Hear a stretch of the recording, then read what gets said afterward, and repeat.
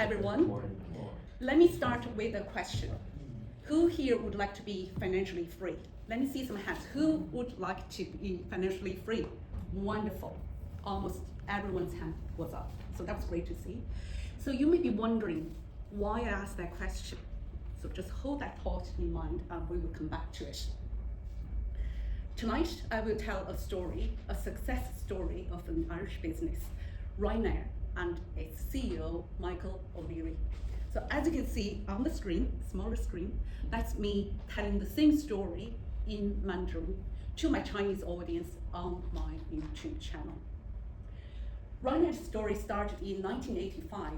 It was founded by an Irish businessman, Tony Ryan. He had one simple yet ambitious vision. That is to enable air travel become accessible to ordinary people. But reality hit hard very quickly. Within just a few years, Ryanair ran into serious financial difficulties because it was competing in the narrow space with two giant airlines, that's Aer Lingus and British Airways.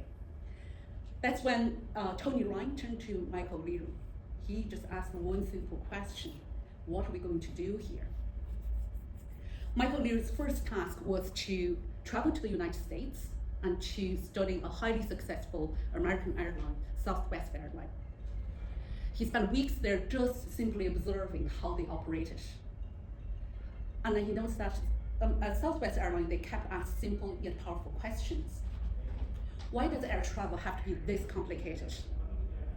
Why do we have to provide business class?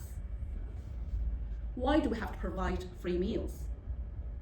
And why do aircraft sit on the ground for so long instead of flying in the sky and generate revenue? Michael drew a conclusion that the real reason behind Southwest Airlines' success is not that they were selling affordable tickets. It's that they monitor their cost so closely, so tightly, that allowed them to sell affordable tickets over a long period of time, and that really differentiated them from their competitors. When Michael O'Leary returned to Ireland, he applied the same philosophy to Ryanair. What did they do? Well, business class disappeared. When we board a Ryanair airplane, we all turn right.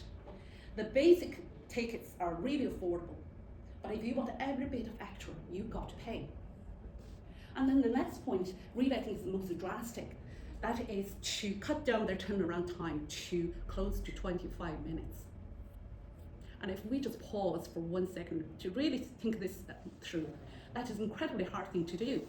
After the airplane landed on the ground, the cabin crew need to clean the whole cabin, refill the fuel tank, and get the airplane ready to take off again, all under 25 minutes.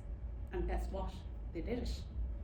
38 years on, Ryanair has become one of the largest and most profitable airlines in Europe.